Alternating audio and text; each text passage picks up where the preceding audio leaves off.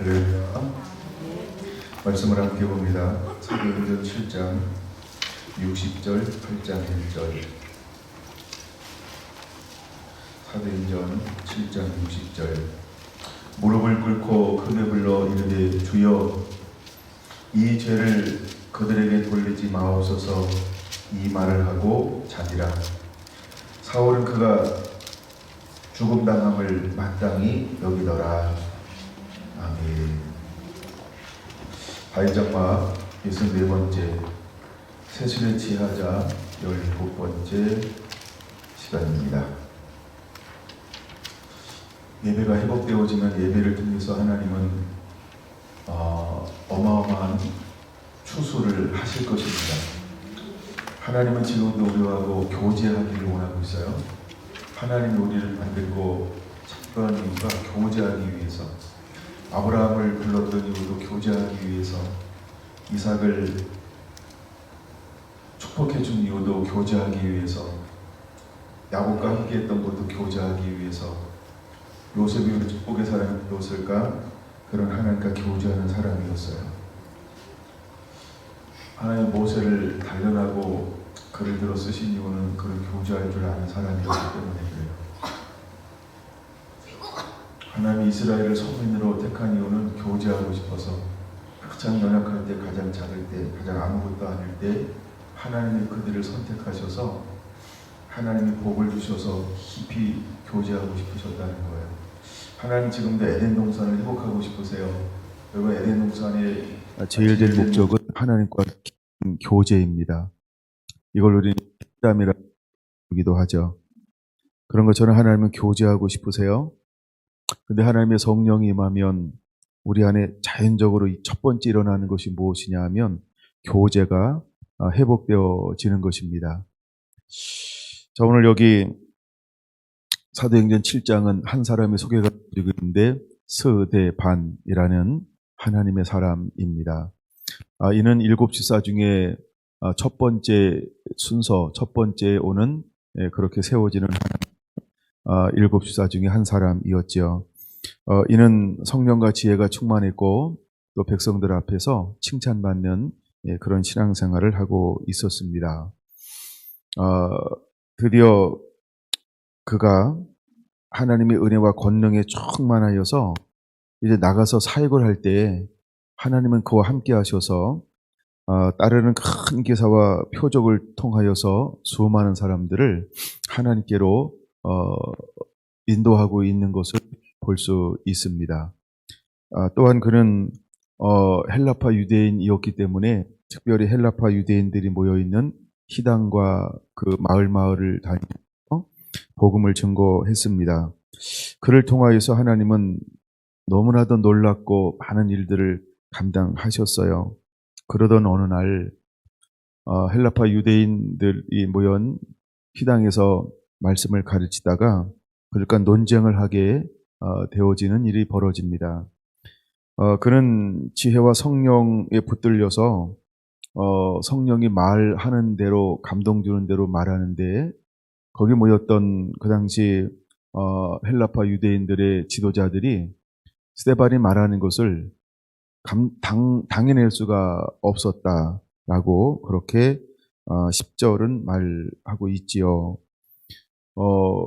근데 그들 안에는 이기고 지는 것이 문제가 아니었고 시기심이 발동하기 시작했고, 그가 그를 당할 수 없다라고 하는 그 자존심, 그래서 그를 고소하기로 결의를 했고, 또 그 뒷배경에는 사단이 그들을 움직이고 있는 것이고, 또 보여지기에는 정치가 그들을 충동했고, 그래서 그들은 사람들을 공개적으로 매수했고, 그 다음에 백성과 장로들과 서기관들을 충동했고, 거짓 증인들을 세워서 크게 두 가지로 고소한다라고 말씀을 드렸어요. 나중에 다시 한번 볼 겁니다만 13절, 6장 13절, 14절 두 가지 고소의 근거가 뭐냐 하면, 제가 한번 읽어볼게요. 거짓 증인들을 세우니 이르되 이 사람이 거룩한 곳과 율법을 거슬려 말하기를 마지 아니하는도다. 그의 말에 이 나사렛 예수가 이곳을 헐고 또 모세가 우리에게 전하여 준 규례를 고치겠다 함을 우리가 들었노라 하거늘. 크게 두 가지죠. 하나는 율법의 문제이고 또 하나는 성전 문제였다라고 하는 것입니다.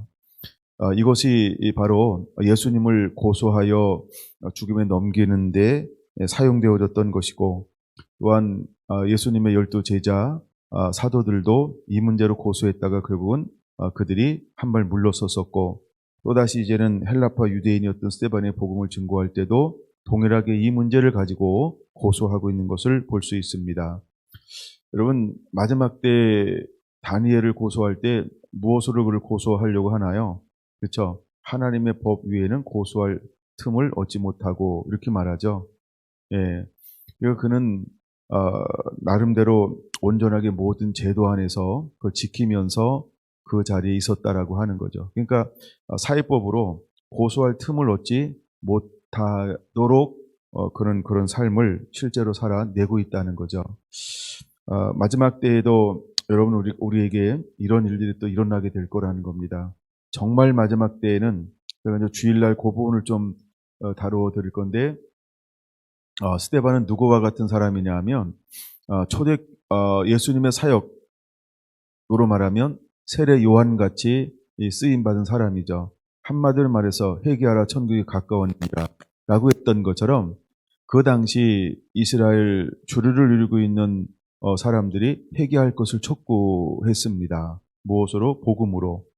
근데 그들은 듣고 싶지 않았다라고 하는 것이고, 회개하라고 하는 말에 또 요한계시록을 보면은 이 스데반은 누구처럼 사용되어진 사람이냐면 두 증인처럼 사용되어진 사람이라고 하는 것입니다. 그래서 하나님은 오늘날도 마찬가지로 우리가 예배가 회복되어지면 어떤 사람들을 또 일으킬 것이냐 하면 주오심을 예배하는데 이 세 가지 형태가 필요하죠. 첫째는 세례 요한 같은 사람이 주오심을 예비할 것입니다.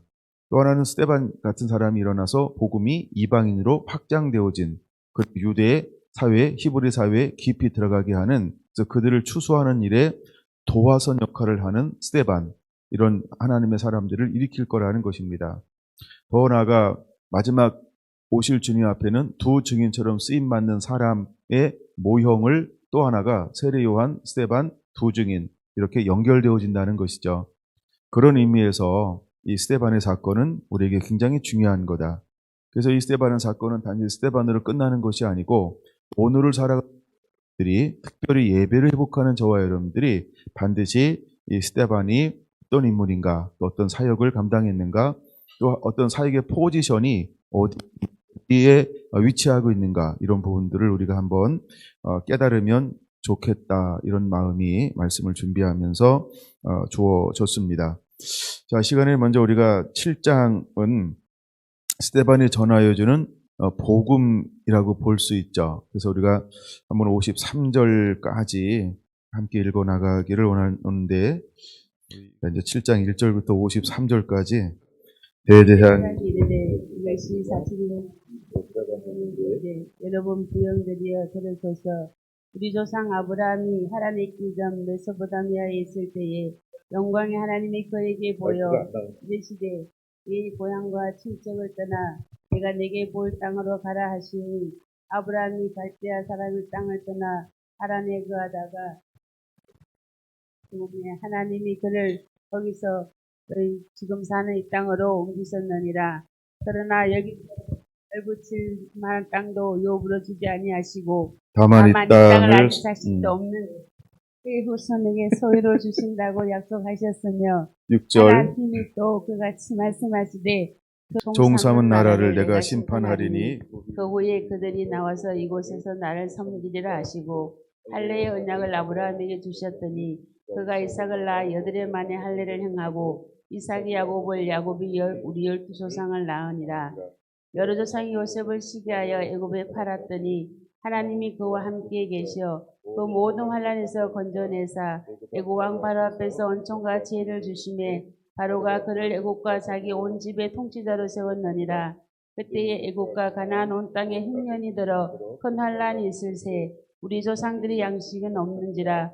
야곱이 애굽에 곡식이 있다는 말을 듣고 먼저 우리 조상들을 보내고 또 재차 보냄에 요셉이 자기 형제들에게 알려지게 되고 또 요셉의 친족이 바로에게 듣는지라. 요셉이 사람을 보내어 그의 아버지 야곱과 온 친족 75사람을 청하였더니 야곱이 애굽으로 내려가 자기와 우리 조상들이 거기서 죽고 세겜으로 옮겨져 아브라함이 세겜 하몰의 자손에게서 언으로 값주고 산 무덤에 장사되니라. 하나님의 아브라함에게 약속하신 때가 가까우매 이스라엘 백성이 애굽에서 번성하여 많아졌더니 요셉을 알지 못하는 새 임금이 애굽 왕위에 오르매 그가 우리 족속에 교활한 방법을 써서 조상들을 괴롭게 하여 그 어린아이들을 내버려 살지 못하게 하려 할세. 그때 모세가 났는데 하나님 보시기에 아름다운지라. 그의 아버지 집에서 3달 동안 길리더니 버려진 후에 바로의 딸이 그를 데려다가 자기 아들로 기르매 모세가 애굽 사람의 모든 지혜를 배워 그의 마요가 하는 일들이 능하더라. 나이가 40이 되매 그 형제 이스라엘 자손을 돌볼 생각을 하더니 한 사람이 원통한 일을 당함을 보고 보호하여 압제받는 자를 위하여 원수를 갚아 애굽 사람을 쳐 죽이니라. 그는 자기 형제들이 하나님께서 자기의 손을 통하여 구원해 주시는 것을 깨달으리라고 생각하였으나 그들이 깨닫지 못하였더라. 이튿날 이스라엘 사람끼리 싸울 때에 모세가 와서 화해시키려 하여 이르되 너희는 형제인데 어찌 서로 해치느냐 하니 그 동물을 해치는 사람이 모세를 밀어뜨려 이르되 누가 너를 관리와 재판장으로 우리에게 세웠느냐. 내가 어제는 애굽 사람을 죽인과 같이 또 나를 죽이려 하니 모세가 이 말 때문에 도주하여 미디안 땅에서 나그네 되어 거기서 아들 둘을 낳으니라. 40년이 참에 천사가 시내산 광야 가시나무 떨기 불꽃 가운데서 그에게 보이거늘 모세가 그 광경을 보고 놀랍게 여기 알아보려고 가까이 가니 주의 소리가 있어 나는 내 조상의 하나님 즉 아브라함과 이삭과 야곱의 하나님이라 하신데 모세가 무서워 감히 바라보지 못하더라. 주께서 이르시되 내 발에 신을 벗으라. 내가 서 있는 곳은 거룩한 땅이니라. 내 백성이 애굽에서 괴로움받음을 내가 확실히 보고 그 탄식하는 소리를 듣고 그들을 구원하려고 내려왔노니 이제 내가 너를 애굽으로 보내리라 하시니라. 그들의 말이 누가 너를 관리와 재판장으로 세웠느냐 하며 거절하던 그 모세를 하나님의 가시나무 떨기 가운데서 보이던 천사의 손으로 관리와 속량하는 자로서 보내셨으니 이 사람이 백성을 인도하여 나오게 하고 애국과 홍해와 광야에서 40년간 기사와 표적을 행하였느니라. 이스라엘 자손에 대하여 하나님이 너희 형제 가운데서 나와 같은 선지자를 세우리라 하던 자가 곧 이 모세라. 시내산에서 말하던 그 천사와 우리 조상들과 함께 광야 교회에 있었고 또 살아있는 말씀을 받아 우리에게 주던 자가 이 사람이라. 우리 조상들이 모세에게 복종하지 아니하고자 하여 거절하며 그 마음이 도리어 애굽으로 향하여 아론대로 이르되 우리를 인도할 신들을 우리를 위하여 만들라. 애굽 땅에서 우리를 인도하던 이 모세는 어떻게 되었는지 알지 못하노라 하고 그때 그들이 송아지를 만들었고 우상 앞에 제사하며 자기 손으로 만든 것을 기뻐하더니 하나님이 외면하사 그들을 그 하늘의 군대 섬기는 일에 버려두셨으니 이는 선지자의 책에 기록된 바 이스라엘의 집이여 너희가 광야에서 40년간 희생과 제물을 내게 드린 일이 있었느냐. 몰록의 장막과 신내판의 별을 받아들며 이것은 너희가 절하고자 하여 만든 형상이로다. 내가 너희를 바벨론 밖으로 옮기리라 한가 같으니라. 광야에서 우리 조상들에게 정가한 장막이 있었으니 이것은 모세에게 말씀하신 이가 명하사 그가 본 그 양식대로 만들게 하신 것이라. 우리 조상들이 그것을 받아 하나님이 그들 앞에서 쫓아내신 이방인의 땅을 점령할 때에 여호수아와 함께 가지고 들어가서 다윗 때까지 이르니라. 다윗이 하나님 앞에서 은혜를 받아 야곱의 집을 위하여 하나님의 처소를 준비하게 하여 달라고 하였더니 솔로몬이 그를 위하여 집을 지었느니라. 그러나 지극히 높으신 이는 손으로 지은 곳에 계시지 아니하시니 선지자가 말한 바 주께서 이르시되 하늘은 나의 보좌요 땅은 나의 발등상이니 너희가 나를 위하여 무슨 집을 짓겠으며 나의 안식할 처소가 어디냐. 이 모든 것이 내 손으로 지은 것이 아니냐 한가 같으니라. 목이 곱고 마음과 귀에 할례를 받지 못한 사람들아 너희도 너희 조상과 같이 항상 성령을 거스르는도다. 너희 조상들이 선자들 중에 누구를 박해하지 아니하였느냐. 의인이 오시리라 예고한 자들을 그들이 죽였고 이제 너희는 그 의인을 잡아준 자요 살인한 자가 되나니 너희는 천사가 전한 율법을 받고도 지키지 아니하였도다 하니라. 그들이 이 말을 듣고 마음에 찔려 그를 향하여 이를 갈거늘 스데반이 성령 충만하여 하늘을 우러러 주목하여 하나님의 영광과 위 예수께서 하나님 우편에 쓰신 것을 보고 말하되 보라 하늘이 열리고 인자가 하나님 우편에 서신 것을 보도다 하되 그들이 큰 소리를 지르며 귀를 막고 일제히 그에게 달려들어 성 밖으로 내치고 돌로 칠세 청년들이 옷을 벗어 사울이라 하는 청년의 발 앞에 두니라. 그들이 돌로 스데반을 치니 스데반이 부르짖어 이르되 주 예수여 내 영혼을 받으시옵소서 하고 무릎을 꿇고 크게 불러 이르되 주여 이 죄를 그들에게 돌리지 마옵소서 이 말을 하고 자니라. 아멘. 네, 이렇게 스데반이 복음을 전하였어요. 그러면 6장 19절, 6장 9절 10절에서 그들과 더불어 논쟁할 때 어떤 것을 논쟁했을까? 이런 부분들을 논쟁하지 않았을까요? 예. 그래서 이제 그들이 공식적으로 공회에 넘겨 주었죠. 15절. 예, 공회 중에 앉은 자들이 다 스데반을 주목하여 보니 그의 얼굴이 천사의 얼굴과 같더라. 그 이제 공회, 즉 사내들의 공회, 정식 재판정이죠. 거기에 세웠어요. 그랬더니 대사장이 이것이 사실이냐라고 말하면서 다시 물을 때에 스데반은 성령의 감동이 되어 일어나서 다시 한번 그들이 모인 곳에서 복음을 전하기 시작을 합니다. 하나님은 이스라엘 백성들과 교제하기를 원하셨고 하나님은 교제하시는 분이시다라고 하는 것을 전하고 있는 거죠. 그래서 하나님께서 아브라함을 불러서 교제하기 원했고 이삭과 야곱과 요셉을 통해서 교제하기 원하셨다라고 하는 것을 그들에게 나누고 있습니다. 더 나아가 교제의 장소로 삼기 위해서 하나님은 모세를 택하셨고 모세를 통해서 성막을 지으라라고 말씀하심에 대해서 나누기 시작을 합니다. 그런 다음에 46절에 보니까 이렇게 말하죠. 다윗이 하나님 앞에서 은혜를 받아 야곱의 집을 위하여 하나님의 소수를 준비하게 하여 달라고 하더니, 그러니까 다윗에게 하나님이 먼저 오셔서 너는 나를 위하여 성전을 지으라 이렇게 말씀하지 않았다는 거예요. 그게 굉장히 중요합니다. 성막은 하나님이 모세를 불러서 지으라 이렇게 말한 거고요. 성전은 하나님이 다윗을 불러서 솔로몬을 불러서 나를 위하여 성전을 지으라 이렇게 말씀하지 않았다는 거예요. 이게 굉장히 중요한 겁니다. 왜냐하면 그 당시 이제 바이세파, 그 당시 유대인들은 무엇을 중심으로 신앙생활을 했냐 하면 성전을 중심으로. 그래서 솔로몬 성전을 굉장히 중요시 여겼어요. 그리고 그들은 선민이면서 선민의 공동체는 신앙 공동체인데 그 신앙 공동체의 핵심을 어디다 두었어요? 솔로몬의 성전, 예루살렘에 있는 이 헤롯 성전을 그들의 신앙의 중심축으로 삼았단 말이에요. 그래서 하나님께서 말씀하신 대로 1년 3번씩 절기를 따라 그곳에 와서 반드시 예배를 해야 된다라고 하는 거. 그래서 그 당시 존재하고 있었던 대제사장들이나 제사장들, 그 다음에 레위인들, 그 다음에 사내들이 공회원들 모두는 그 성전을 중심으로 매개로 해서 이제 신앙생활을 하고 있는 그런 사람들이었다는 거예요. 예, 근데 지금 스데반이 말씀을 나누면서 무엇을 나누고 있어요?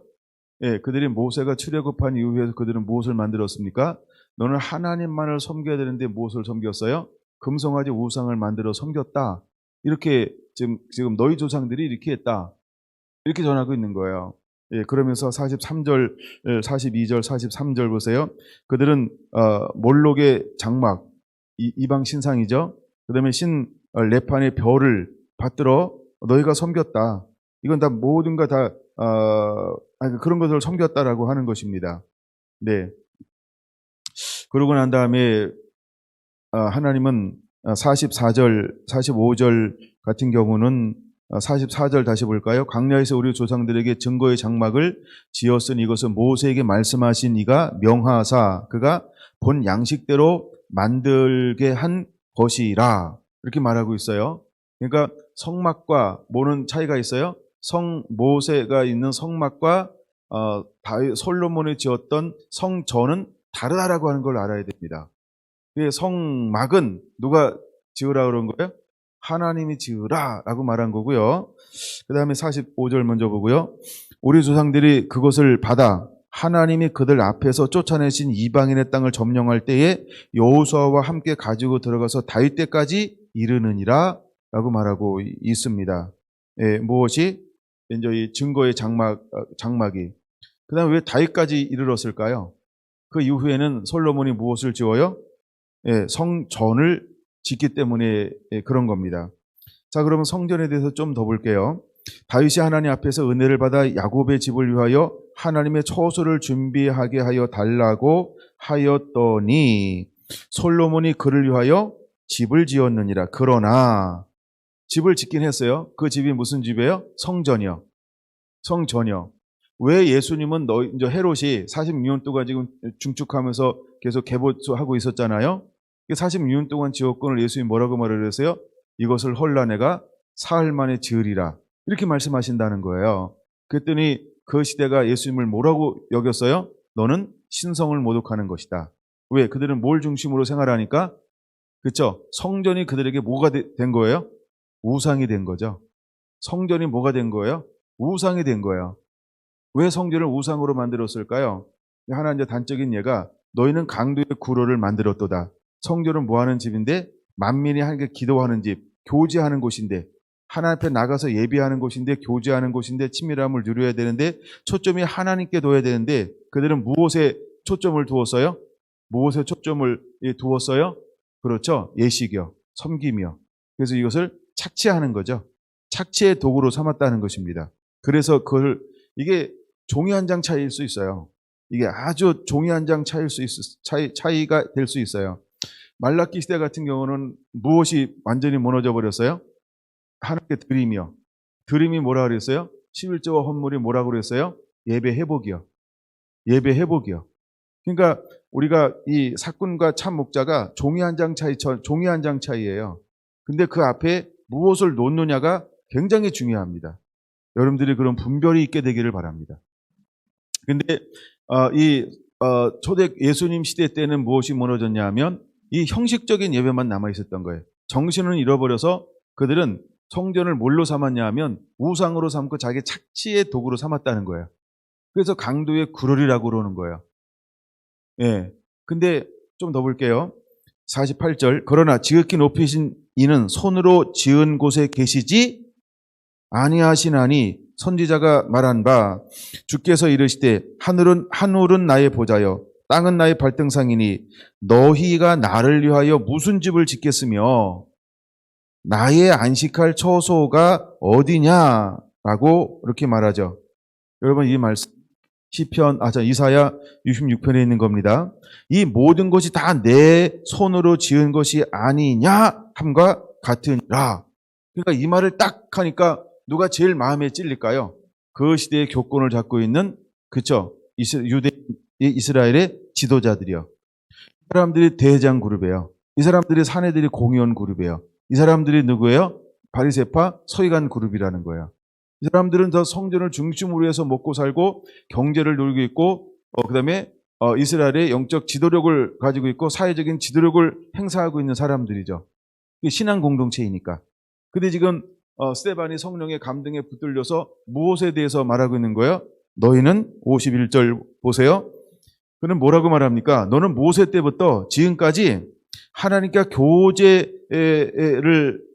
교제를 외쳤던 선지자들을 죽인 목이 곧은 백성들이다라고 그들을 이렇게 복음을 전하고 있는 거예요. 그러니까 근데 그 사람들이 지금 이것이 우리를 위한 거로구나 이걸 알아듣는 거죠. 그러니까 마음에 찔려 이를 가는 거예요. 좀 더 구체적으로 말하면 뭐라고 더 위치냐 하면 51절 이렇게 말합니다. 목이 곧은 백성, 목이 곧고 마음과 귀에 할례를 받지 못한 너희야 사람들아 너희도 너희 조상과 같이 항상 성령을 거스리는도다.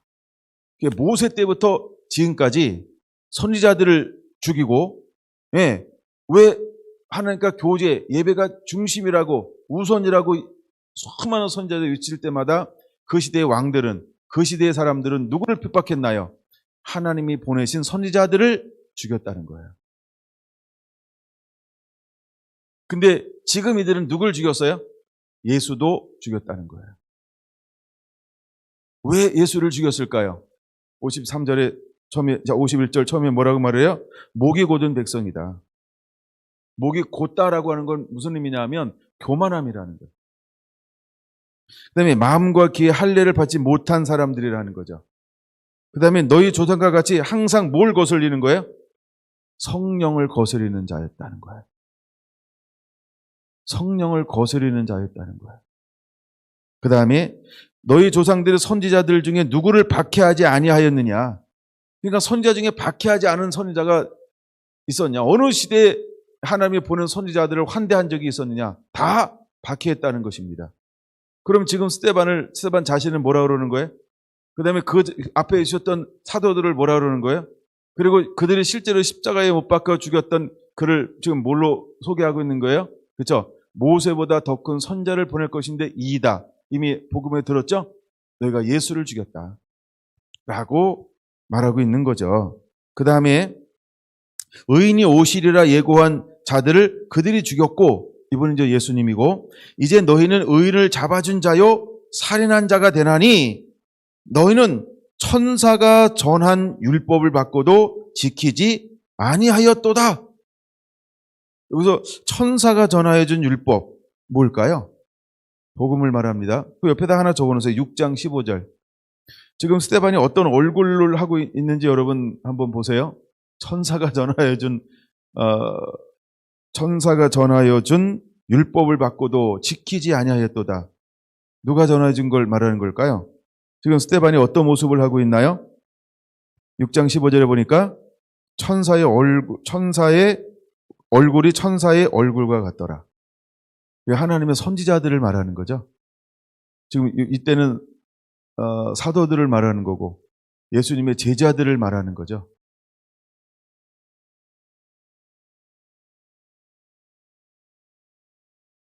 그랬더니 그들이 어떻게 합니까? 54절, 그들이 이 말을 듣고 마음에 찔려 그를 향하여 이를 갈고늘, 이렇게 말하고 있다는 거예요. 결국 스데반은 크게 두 가지를 지금 이 복음을 통해서 타치하고 있습니다. 첫째는 선민의식을 자극하고 있는 거죠. 선민의식. 나는 택한 민족이다. 근데 이 스데반이 전하고 싶은 복음이 뭐였어요? 복음은 유대인에게만 해당되는 게 아니고 이제는 땅끝까지 모든 열방 가운데로 흘러가야 한다. 이걸 지금 계속 말하고 있는 거예요. 두 번째, 스데반은 무엇을 타치하고 있냐 하면 성전 중심적 사고에 도전을 주고 있다라고 하는 거죠. 예. 그래서 그가 정확하게 새로운 도전을 주고 있는 거 아닙니까? 예. 그래서 46절, 48절, 49절 이런 걸로 지금 성전에 대해서 도전을 주고 있는 거죠. 하나님의 복음은, 하나님의 영광은 성전 안에 머물러 있을 수 없다는 거예요. 그리고 이것이 이제 바깥으로 흘러 나가야 한다라고 하는 그들의 생각에 정면 도전을 낸 것처럼 보여지고 있는 거죠. 누구도 그러셨어요? 예수님도. 또 전에 사도들도 동일한 이야기를 한 거예요. 스데반도 동일한 것을 그들에게 도전을 주고 있는 것입니다. 그러면서 이 성전이 이제 얼로 실제로 옮겨져야 할까요? 이건 그들에게는 뭐랄까 어떤 그 전통인데 가장 중요한 지금 뼈대를 흔드는 거예요. 뼈대를. 근간을 흔드는 근간. 예, 근간을 지금 흔들고 있는 거예요. 뭐로? 복음으로요. 근데 누구도 근간을 흔들어 버렸어요? 예수님도. 누구도 근간을 흔들었어요? 12 사도도. 누구도 지금 근간을 흔들어요? 일곱 수자 중에 한 사람도, 누구도 이 근간을 흔들어야 돼요? 예수님의 제자들도. 지금 그들이 그러니까 이걸 오늘날로 표현하면 개혁이죠. 이것이 오늘날로 표현하면 변혁이죠. 지금 예수님은 개혁하는 사람이에요. 제자들도 개혁하는 사람이고, 이 스데반 집사도 지금 개혁하고 있는 거죠. 예. 루터가 종교를 개혁했던 것처럼 수많은 시대적인 인물이 교회를 개혁했던 것처럼 지금 개혁이 일어나고 있는 거예요. 지금 개혁의 변혁의 물결이 휩쓸리고 있는 거예요. 뭐가 회복되어지면? 예배가 회복되어지면. 근데 하나님이 어떤 이제 급속한 이런 예배 회복의 물결이 흐르게 할 거라는 거예요. 근데 그 급속한 변혁의 예배의 물결이 흐르는데 무엇이 회복되어야 변혁의 물결이 일어날까요? 다윗 장막이 회복되어지면. 그래서 사람들 가운데 다윗 장막이 수축되어져서 하나님 앞에 쉬지 않는 그 친밀함의 예배가 회복되어지면 하나님은 그 시대, 그 사회, 그 지역에 하나님이 변혁의 물결을 흘려보내는 거예요. 그래서 사람들의 주께로 돌아오는 거예요. 근데 이 사람들이 예배가 회복되어지니까 두 가지 큰 기둥이 회복되어지죠. 하나는 말씀이 되는 거예요. 진리가 되는 거예요. 생명이 되는 거예요. 생명의 도, 생명의 말씀. 성경은 두 가지로 말하죠. 그래서 생명의 말씀이 회복돼요. 그러는 동시에 각 사람에게 뭐가 임해요? 강력한 하늘의 문이 열려 성령으로 인침을 받아요. 이게 성령이 함께 운행해. 성령이 함께. 그러니까 사람들이 그를 당할 수가 없어요. 왜? 그를 통해서 뭐가 나타나요? 수많은 표적과 기적과 이적이 막 일어나요. 마지막에 두 증인을 통해서도 동일한 일들이 일어나죠. 그 다음에 사도 요한, 세례 요한은 많은 기적을 행하지는 않았어요. 그러나 사도 요한을 통해서 어떤 일이 일어났어요? 변혁의 물결이 물꼬를 열어놓았죠. 그래서 허다한 사람들이 회개하고 주께로 돌아와 예수님이 오실 수 있는 길이 준비가 되고 예비가 되었어요. 그리고 그 글 위에 예수님께서 오신 거죠. 근데 동일하게 사도들이 사역하다가 이제 누가 이 길을 확장을 확 시켜버려요.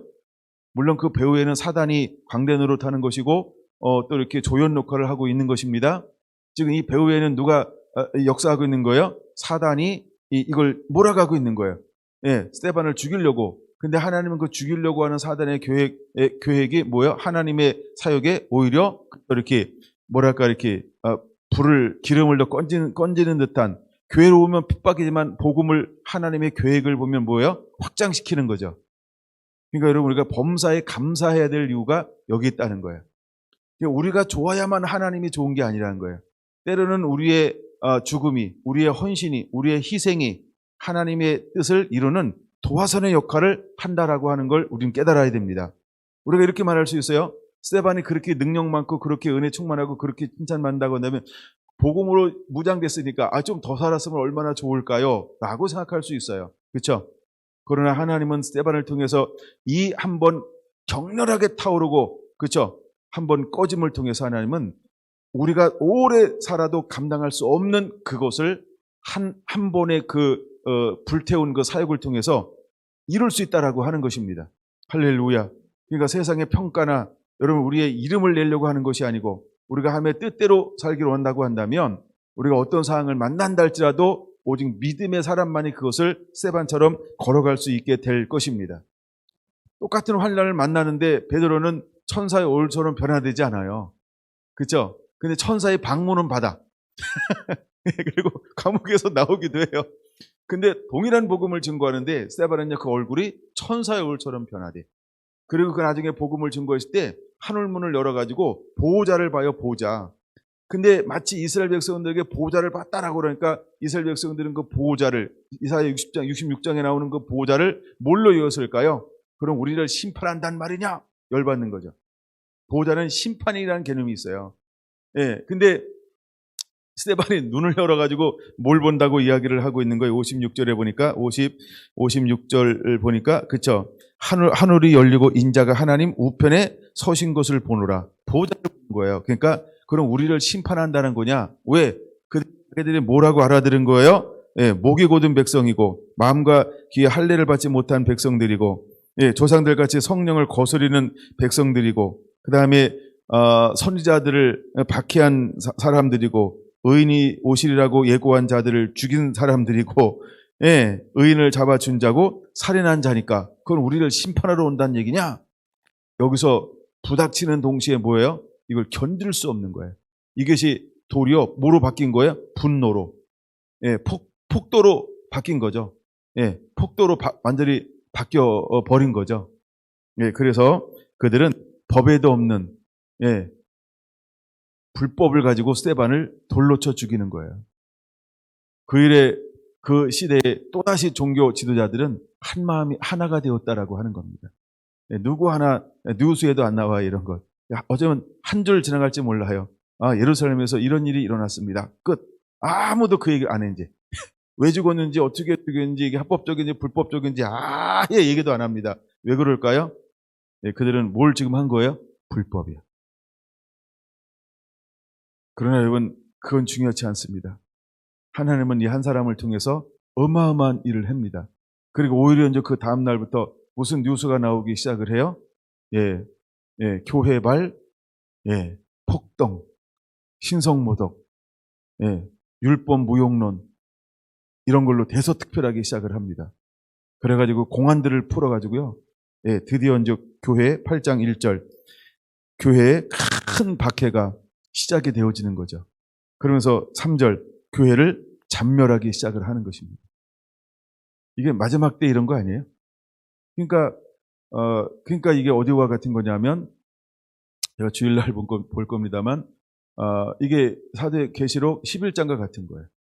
11장과 동일한 일들이 일어납니다.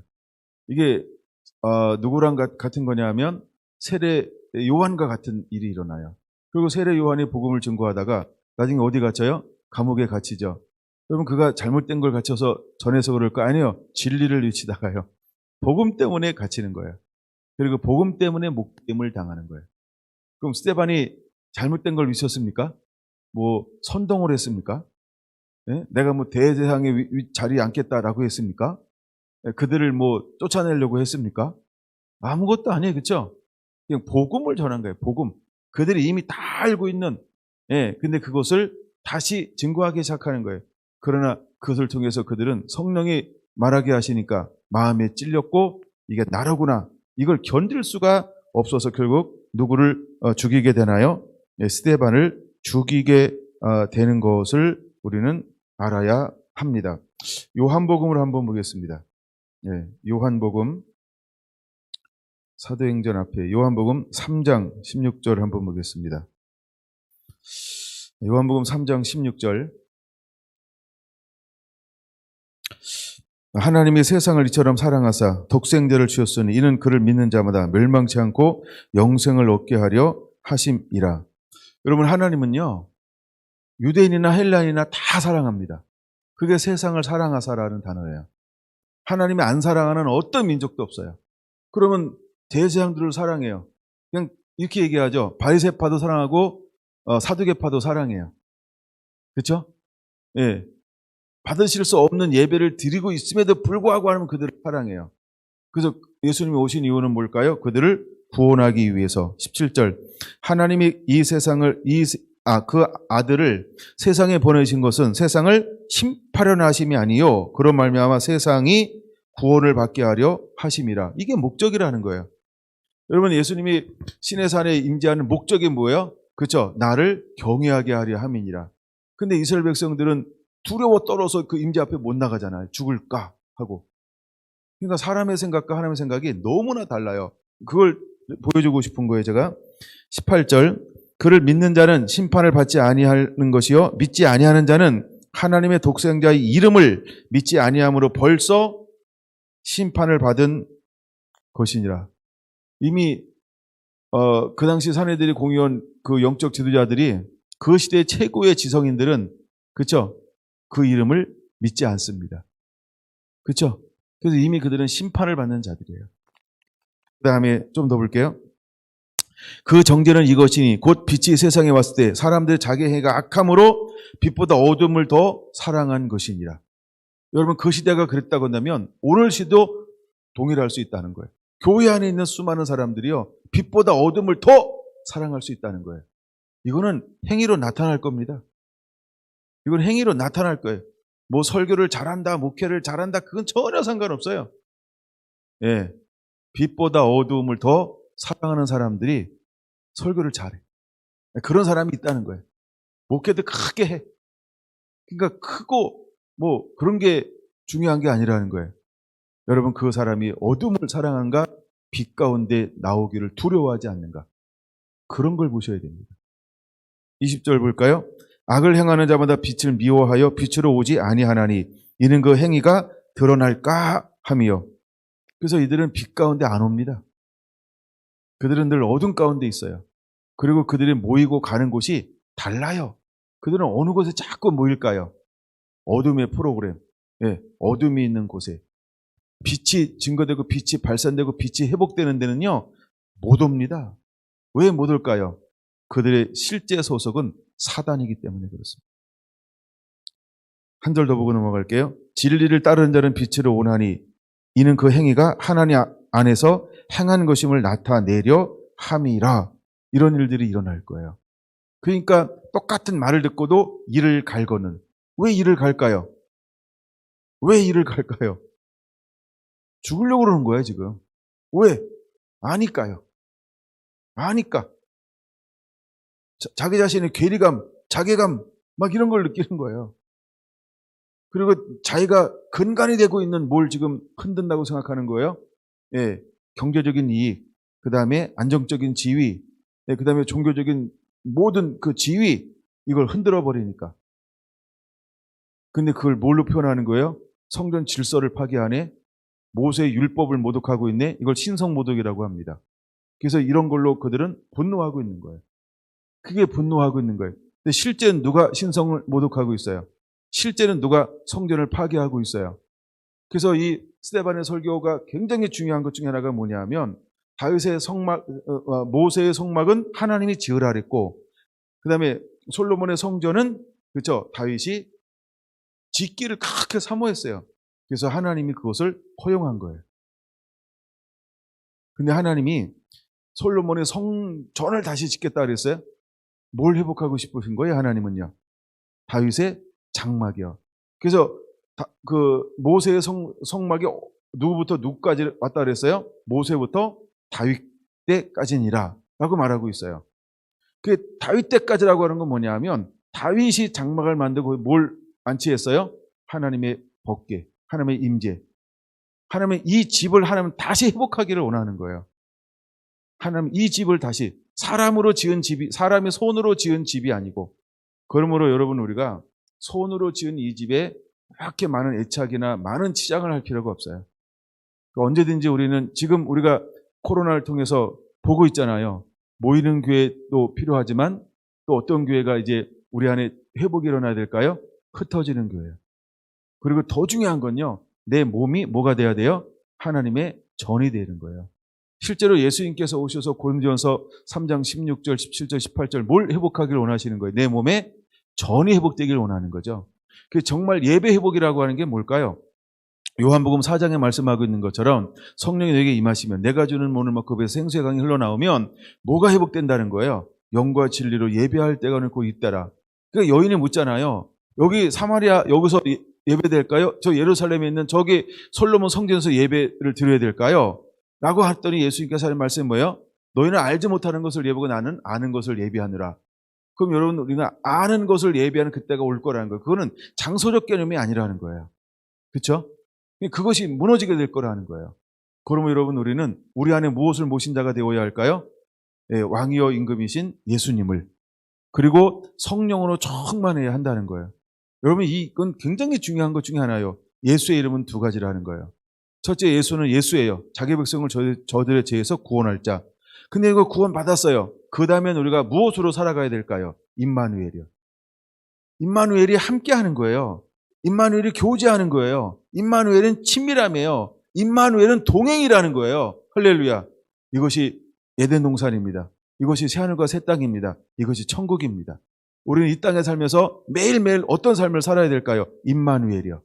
그 예수님 나와 함께하는 삶이요. 구원이 뭘까요? 구원받는 게 뭘까요? 하나님과 함께하는 거예요. 친밀함을 누리는 거예요. 깊이 그분과 교제하는 거예요. 그분 앞에 머무는 거예요. 이제 여러분, 우리는 임마누엘을 누릴 줄 알아야 합니다. 할렐루야. 여러분, 이거 계속해서 우리는 예수만 강조합니다. 그런 의미가 아닌 거 아시죠? 그래서 그런 의미에서 예수만 강조하면 이미 그것은 이 임마누엘로 못 오고 있는 거예요. 그리고 오는 것을 가로막고 있는 거예요. 본인도 오지 않고 임마누엘로 오지 않고 본인도 임마누엘로 오려고 하지 않습니다. 왜? 신학의 걸림이에요. 자기들이 배운 사상에 그거를 스스로 이걸 안 무너뜨려요. 네, 어디로 가야 되는데? 임마누엘로 함께 해야 되는데. 여러분 보세요. 아브라함 특징이 뭐예요? 하나님이 함께 하더라. 이삭 특징이 뭐예요? 하나님이 함께 하더라. 야곱 특징이 뭐예요? 하나님이 함께 하더라. 요셉 특징이 뭐예요? 하나님이 함께 하더라. 모든 믿음의 사람들의 특징이 뭘까요? 하나님이 함께 하심이라는 거예요. 그건 오늘 성령이 오시는 이유는 뭘까요? 내가 너와 함께 하려고. 성령이 오시는 이유가 함께 하기 위해서 오는 거예요. 그래서 하나님께서 정말로 원하는 게 뭐냐 하면 함께라는 거죠. 그게 예배라는 거예요. 할렐루야, 할렐루야. 여러분, 이런 말씀들이 그대로 회복이 일어나게 되기를 원합니다. 8장으로 넘어가 볼게요. 요한복음 8장 12절 한번 보겠습니다. 요한복음 8장 12절. 예수께서 또 말씀하여 이르시되 나는 세상의 빛이니 나를 따르는 자는 어둠에 다니지 아니하고 생명의 빛을 얻으리라. 그러니까 예수님을 진정으로 따르는 자는 어둠에 다니지 않아요. 진리를, 그렇죠? 진리를 부인하지 않습니다. 진리 가운데 거하는 거예요. 종교의 영을 따르지 않습니다. 형식적이지 않습니다. 바리새인들에게 이르되 내가 너희를 위하여 증언하노니 내 증언은 참되지 아니하도다. 예수께서 대답하여 이르시되, 그러니까 바리새인들은 예수님의 증언이 참되지 않아. 내가 아는 거랑 달라. 이렇게 말하는 거예요. 바리새인들이 주로 뭐라고 여기는 서기관들을 말하는 거예요. 예. 그러니까 내가 율법의 전문가거든. 야, 내가 율법의 최고 학자야. 야, 내가 율법의 최고 권위자야. 근데 예수 네가 가르치는 건 내가 아는 율법하고 달라. 지금 이 얘기를 하는 거예요. 뭐라고 말합니까? 내가 나를 위하여 증언하여도 내 증언이 참되니 나는 내가 어디서 오며 어디로 가는 것을 알거니와 너희는 내가 어디서 오며 어디로 가는 것을 알지 못하느니라. 너희는 육체를 따라 판단하나. 네모 박스 좀 치세요. 이번 주 우리가 아이들하고 수련회 하면서, 수련회가 아니고, 예. 그래서 육체를 따라 판단하나. 네모 치고 노란 거 막 칠하고 이런 거 한번 해봤어요. 지금 바리새인들은 뭘 따라 판단하는 거예요? 이게 사상이라는 거예요, 사상. 자기들의 가치관으로 판단하고, 누구를? 빛 대신 예수님을, 진리 대신 예수님을, 생명 대신 예수님을.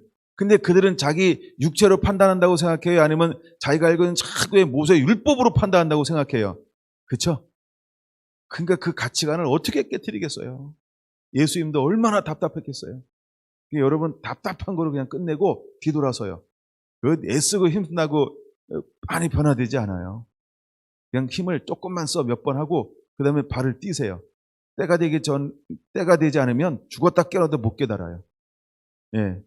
어떤 사람은 고생해야 싼 게 있어요. 왜? 고생을 해야 깨달을 경우가 있긴 해요. 그렇죠? 예. 근데 하여간 주님이 뭐라고 말해요? 너희는 육체를 따라 판단하나 나는 아무도 판단하지 아니하노라. 만일 내가 판단하여도 내 판단이 참되니 이는 내가 혼자 있는 것이 아니요 나를 보내신 이가 나와 함께 계심이라. 너희 율법에도 두 사람의 증인이 참되다 기록되었으니 내가 나를 위하여 증언하는 자가 되고 나를 보내신 아버지도 나를 위하여 증언하시느니라. 이에 그들이 묻되, 바리새인들을 말합니다. 아버지가 어디 있느냐? 예수께서 대답하시되 너희는 나를 알지 못하고 알지. 예수님이 어떤 분인지 정말 몰라요. 그렇죠? 그냥 보이는 게 다가 아니잖아요. 네, 보이는 게 다가 아니잖아요. 네. 그 다음에 내 아버지도 알지. 네. 못하는도다. 몰라서 그러는 거예요. 몰라서 그러는 거예요. 그러니까 그런 사람들하고 많이 논쟁할 필요가 없어요. 스데반이 그 사람들하고 논쟁을 벌였잖아요. 그렇죠? 그러니까 논쟁에 지니까 열받았어요. 그래가지고 이거 막 이래가지고 매수하고 충동하고 거리증인 세워서 공에 법정 앞에 세우는 거예요. 고소를 해버린 거예요. 고소를. 부분을 이기지 못해서. 그래 결국은 잘 됐다. 물론 그 뒤에 말씀드렸죠. 이미 서기관들과 참 대제장들과 짠 거예요. 정치적으로. 예, 그래서 어쨌든 하여간 사단은 뭘 찾아요? 할 수만 있으면 틈을 찾는 거예요. 틈. 약한 부분. 그걸 집중 공략하려고. 이거 잘 됐다 싶어서 또 공략하기 시작하잖아요. 그렇죠? 또 공략하기 시작을 해요. 예. 그 다음에 20절. 이 말씀은 성전에서 가르치실 때에 헌금함에서 하였으나 잡는 사람이 없으니 이는 그의 때가 아직 이르지 아니하였음이러라. 여러분, 때가 이르기 전에는 예수님은 잡을 수가 없었어요. 근데 그러니까 예수님의 그 12사도도 때가 되지 않으니까 다 방면이 되죠. 예, 그들이 뭐 한 번은 노아졌고 한 번은 천사들이 이렇게 합니다. 물론 이제 12장에 가면 드디어 이제 순교자가 이제 사도 중에 이제 순교자가 야곱이 순교가 나오긴 합니다. 그 이제 때가 됐으니까 순교를 하나님이 허용을 하시는 거예요. 그때는 베드로도 잡았어요. 그때는 교회가 모여 기도해요. 그랬더니 또 어떤 역사가 일어나요? 그렇죠? 그걸 하나님께서 옥문을 전부 흔들어서 베드로는 방면을 하잖아요. 왜? 때가 이르지 않은 거예요. 여러분들이 끌려갔다 그러면 못 풀려나면 때예요. 풀려난다 그러면 때가 아직 아닌 거예요. 할렐루야. 그러니까 둘 다 감사해요. 우리가 그렇게 무장하게 되기를 원합니다. 좀 더 봅니다. 12장 요한복음입니다. 요한복음 12장 35절부터 좀 볼게요. 예수께서 이르시되 아직 잠시 동안 빛이 너희 중에 있으니 빛이 있을 동안에 다녀 어둠에 붙잡히지 않게 하라. 어둠에 다니는 자는 그 가는 곳을 알지 못하느니라. 너희에게 아직 빛이 있을 동안에 빛을 믿으라. 그리하면 빛의 아들이 되리라. 빛이 누군지 아시죠? 바로 예수님입니다. 여러분, 우리가 빛일 동안에 빛을 믿어야 합니다. 우리가 말씀을 읽을 수 있을 때, 이렇게 예배할 수 있을 때, 우리가 예수님을 찬양하고 있을 때, 예수님에게 마음껏 예배할 수 있을 때, 여러분 예수님을 예배하시기 바랍니다. 어둠이 올 것입니다. 어둠이 준비가 되어져 있어요. 좀 더 볼까요? 예수께서 이 말씀을 하시고 그들을 떠나가서 숨으시니라. 이렇게 많은 표적을 그들 앞에서 행하셨으나 그를 믿지 아니하니. 그거 한번 표시해 놓으세요. 그들은요, 수많은 표적을 행했는데도 불구하고 뭐 하지 않아요? 믿지 않아요. 수많은 표적을 행하는데도 그들은 믿지 않아요. 왜 그들은 믿지 않을까요? 왜 사도들의 복음을 증거해도 믿지 않을까요? 아니, 왜 예수님이 복음을 증거해도 믿지 않을까요? 왜 여러분들이 복음을 증거하고 그렇게 전도하려고 힘쓰고 애쓰는데도 그들이 꿈쩍도 안 할까요? 소기의 경읽기. 왜 그들이 못 알아들을까요? 그 이유가 여기 설명되어지고 있어요. 38절. 이는 선지자 이사야의 말씀을 이루려 하심이라. 이르되 주여 우리에게서 들은 바를 누가 믿었으며 주의 팔이 누구에게 나타났나이까 하였더라. 그들이 능히 믿지 못한 것은, 그 네모 박스 치세요. 믿지 못한 것은 이 때문이니 곧 이사야가 다시 일렀으되 그들의 눈 네모 멀게 하시고 그들의 마음을 완고하게 하셨으니 이는 그들로 하여금 눈 네모 눈으로 보고 마음 네모 마음으로 깨닫고 돌이켜 내게 고침을 받지 못하게 하려 함이라 하였음이니라. 그래서 그런 거예요. 그래서 그런 거예요. 이게 이해가 되셨죠? 예.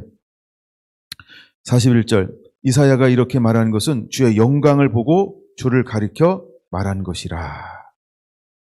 그러나 관리 중에도 그를 믿는 자가 많되 바리새인들 때문에 드러나게 말하지 못하니 이는 출교를 당할까 두려워함이라. 그들은 사람의 영광을 하나님의 영광보다 더 사랑하였더라. 여러분, 오늘날도 이럴 수 있어요.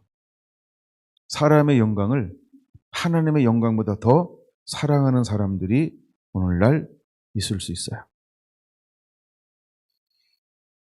요한복음 10장을 한번 보겠습니다. 요한복음 10장 3절. 문지기는 그를 위하여 문을 열고 양은 그의 음성을 듣나니. 양은 뭘 듣는다고요?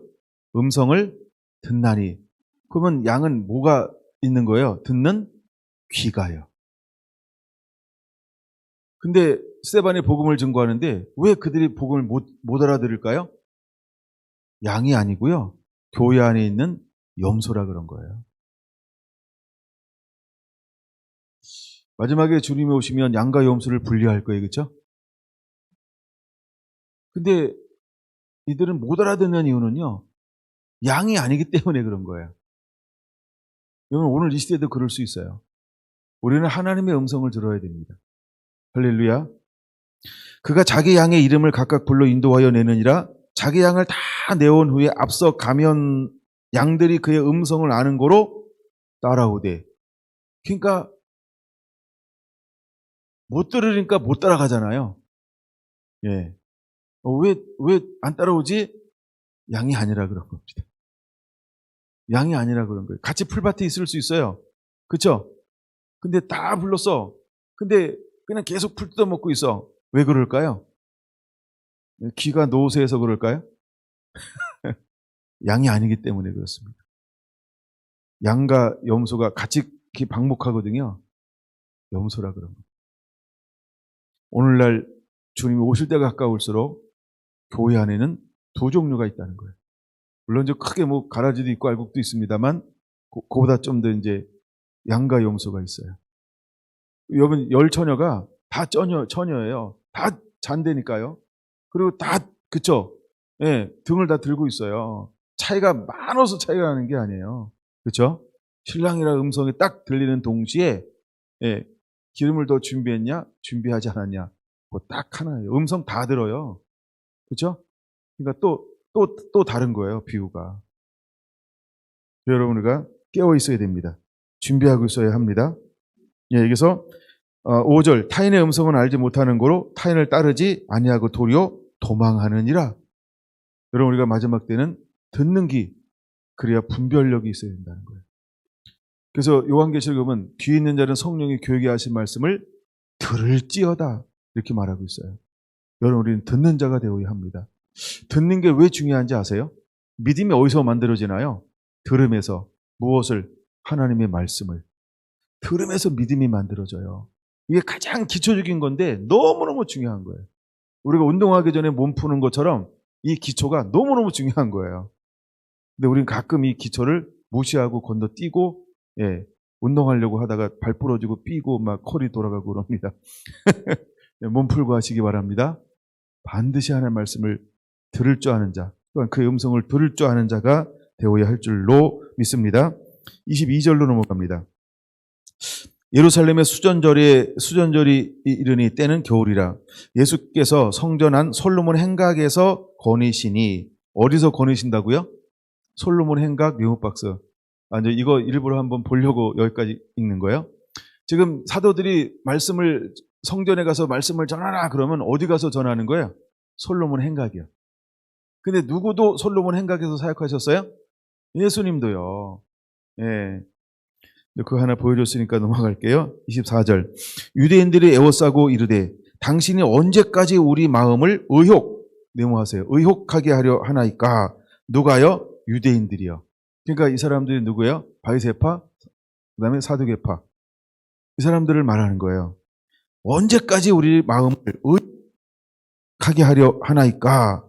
그리스도면 밝히 말씀하소서 하니 예수께서 대답하실 때 내가 너희에게 말하였을 때 믿지 아니하는도다. 아니 수없이 얘기했는데 믿지 않고서 못 알아들으니까 또 그들은 뭐라고 얘기를 해요? 아니 당신이 그리스도면 그리스도라고 말 좀 해보세요. 아니 내가 수없이 얘기했잖아. 무슨 말인지 이해되시죠? 못 알아듣는 거예요. 왜 못 알아듣는지 조금 아까 말씀했죠. 들을 끼가 없어요. 볼 수 있는 눈이 없어요. 깨닫지 못하는 마음을 가졌어요. 그러니까 진리만 말하면 갑자기 앞이 안 보이고요. 진리만 말하면 갑자기 멍 때리고요. 진리만 말하면 갑자기 마음이 출장 갖고 막 그런 거예요. 진리만 말하면. 생명만 말하면 갑자기 졸아. 생명만 말하면 딴 생각하고 있어. 생명만 말하면 마음을 닫고 있어. 그래서 이제 다 끝나고 나서 뭐라고 얘기해요? 그렇죠? 엉뚱한 얘기하고 딴 얘기하고. 왜 그럴까요? 그걸 지금 보여주고 있는 거예요. 그래서 그들은 믿을래야 믿을 수가 없어요. 그들은 소속이 다른 겁니다. 그들은 소속이 달라서 그런 거예요. 자, 그러면서 하는 말이 예수님께서 무슨 말을 하시나요? 내가 내 아버지의 이름으로 행하는 일들이 나를 증거하는 것이거늘 너희가 내 양이 아니므로 믿지 아니하는도다. 26, 27 그냥 절에다가 네모 박스 한번 쳐놓으세요. 너무 중요하죠. 내 양은 내 음성을 들으며 나는 그들을 알며 그들은 나를 따르느니라. 26절 갑자기 왜 이거 읽는데 가슴이 아파오는지 모르겠어요. 너희가 내 양이 아님으로 믿지 아니하는도다. 여러분 그 시대에 대제사장들이, 바리새인들이, 사두개인들이, 서기관들이, 사내들이, 공의원들이, 장로들이, 성결을 맡은 자들이 예수님 양이 아니에요. 근데 그들은 매일매일 저렇게 성전에서 뭘 하고 있어요? 받지도 않는 예배 행위를 하고 있어요. 그리고 그들은 뭐라고 얘기해요? 우리 안식일 지켰어. 1km 이상 가면 너 안식일 범한 거야. 네?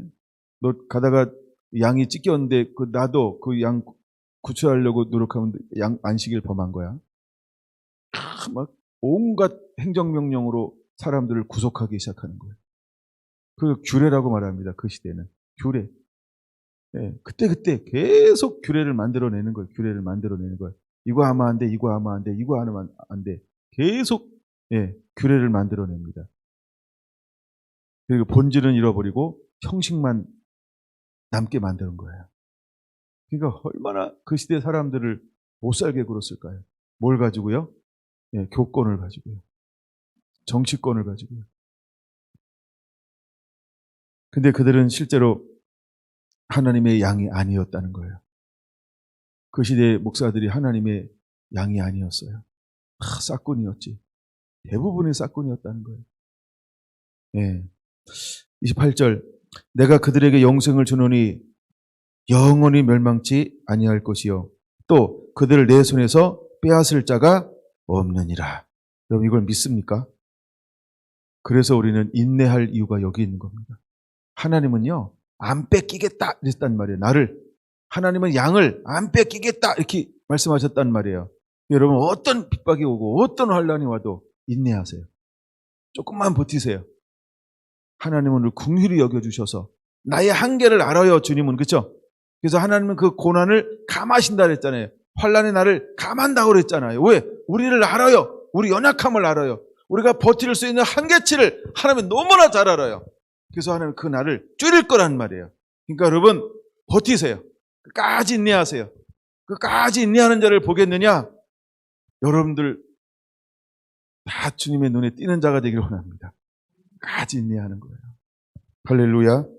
지금 우리는 그런 걸 보고 있어요. 이걸 마치 제가 표현을 이렇게 했잖아요. 예행 연습하는 것처럼 이런 거 왔을 때 실제 이것 보는데 막 자연스럽게 옵니다. 이게 자연스럽게. 이게 뭐 갑작스럽게 막 공포감 주고 오는 게 아니고요. 이런 식으로 이렇게 밀려오는 거예요. 쓰나미 밀려오는 거 보셨죠? 옛날 그 쓰나미가 이러고 그냥 확 오는 거예요. 그렇죠? 예. 그런 것처럼 그렇게 올 겁니다. 그래서 여러분 우리는 끝까지 인내하는 자가 되어야 합니다. 쓰나미 본 건 아니겠죠? 네. 자, 26, 27절, 그 다음에 28절, 너무 중요하죠. 29절, 그들을 주신 내 아버지는 만물보다 크심에 아무도 아버지의 손에서 빼앗을 수 없느니라. 나와 아버지는 하나니라 하신대. 아멘. 아멘. 이야, 주는 우리의 참 목자이십니다. 그 다음에 이제 31절부터 38절도 더 볼게요. 그랬더니 유대인들이 예수님을 향하여 어떻게 행동하기 시작합니까? 돌을 들어 치려하거늘. 여기는 치려하거늘이에요. 근데 스데반은 어떻게 했어요? 돌을 들어 치더라 해요. 그 차이가 있는 거예요. 근데 이들은 누구도 돌로 쳐 죽이려고 했어요? 그렇죠? 신성모독으로 그들의 율법에 따라서 돌로 쳐 죽이려고 했어요. 누구도? 예수님. 그 부분을 좀 더 보겠습니다. 32절. 예수께서 대답하시되 내가 아버지로 말미암아 여러 가지 선한 일로 너희에게 보였거늘 그 중에 어떤 일로 나를 돌로 치려하느냐? 그들이 말이 과간해요. 유대인들이 대답하되 선한 일로 말미암아 우리가 너를 돌로 치려하는 것이 아니라 신성모독으로 인함이니.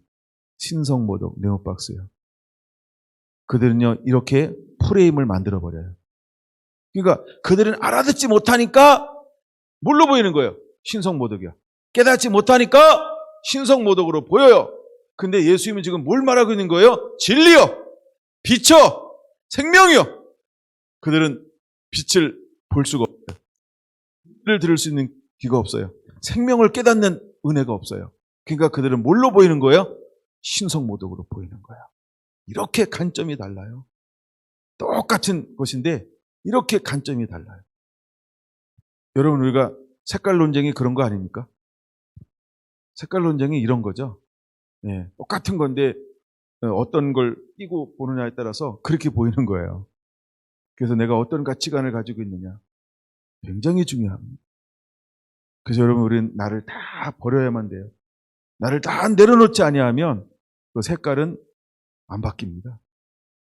색깔은 안 바뀌어요. 예.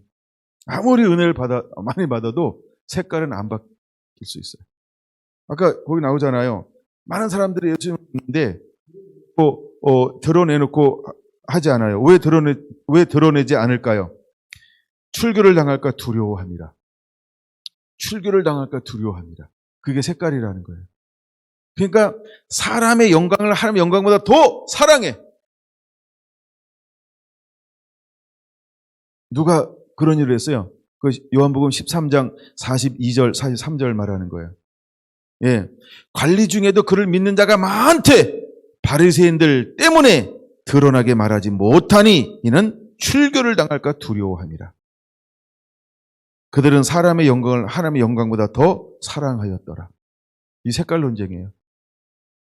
그러면 밥줄 끊어진다고 생각하고, 그러면 자리 없을 거라고 생각하고, 예, 그러면 교수직 내려놔야 되고, 목사직 내려놔야 되고, 많은 걸 잃어버릴 거라고 생각하는 거예요.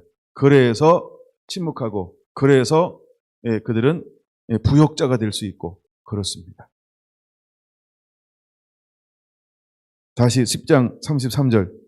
신성모독으로 인함이니 내가 사람이 되되 자칭 하나님이라 함이로다.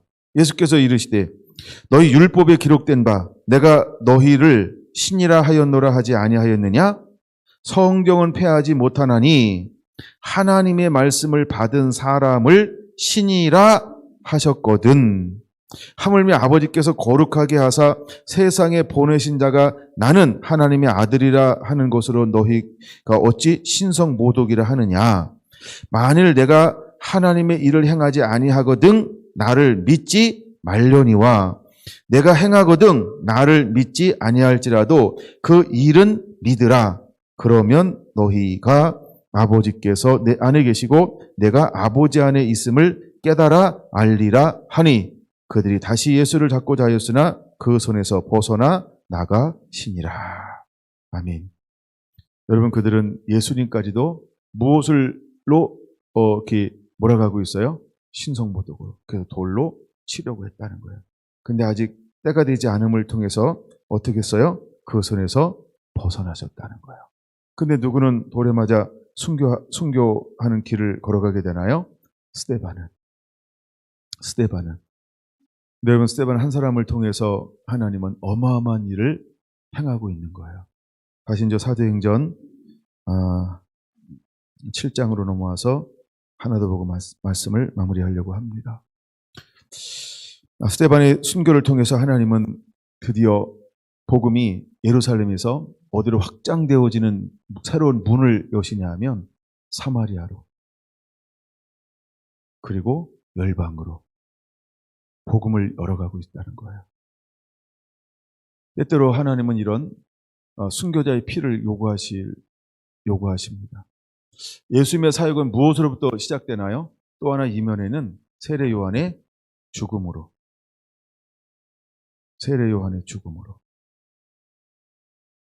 예수님의 사역이 시작이 되죠.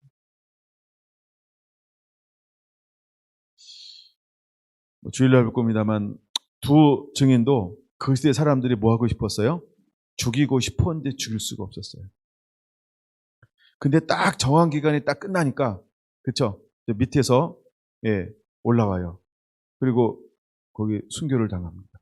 그들이 얼마나 기뻐하는지 몰라요. 왜? 죽이고 싶었으니까. 왜 죽이고 싶었을까요? 이를 갈더라. 이거에 10배라고 한번 생각해 보세요. 그럼 이제 틀리 끼겠네죠? 이를 갈더라. 말해놓고 나니까 웃기긴 하네. 근데 마지막 때에 그들의 분노는 그 정도로 극악하다는 거예요. 그 정도로 극악하다는 거예요. 그래서 실제로 그를 죽여. 그리고 얼마나 막 이 틀니를 껴가지고 막 악랄해졌으면 장사도 안 지내. 시체를 전시하잖아요, 전시. 근데 놀라운 일이 벌어지는 거예요. 3일 만에 예수님이 부활하셨던 거죠. 그러니까 그건 뭐 요한계시록 11장에 나오는 거니까요. 교회 여러분, 두려워할 필요가 없어요. 이게 예배 회복이 되면 하나님 그렇게 쓰시는 거예요. 이게 예배 회복입니다. 그래서 우리 안에 다윗 장막이 실제로 회복이 일어나야 돼요. 배운 것으로 끝나면 안 돼요.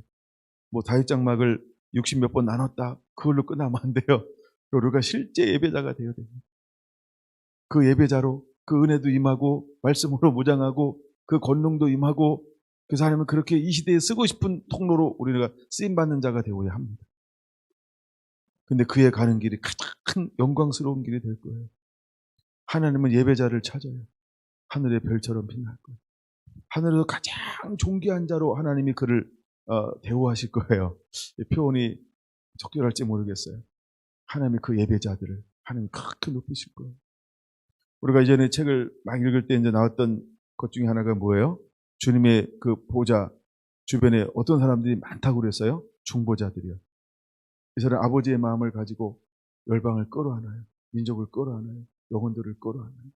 그리고 계속 하나님의 관계를 맺는 사람이에요. 아버지의 마음을 구하고 아버지의 긍휼과 자비가 이 땅 가운데 풀어지고 나라가 풀어지기를 놓고 쉼없이 기도하는 수많은 그 여인들.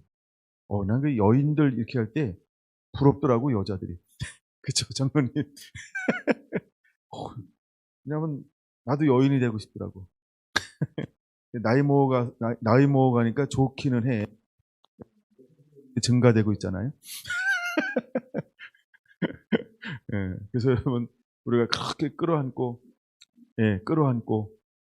자비도, 긍휼도, 불쌍히 여김도, 그렇게 여러분, 예비하는 자, 그 마음을 품고 예비하는 자가 되기를 예수님의 이름으로 축원합니다.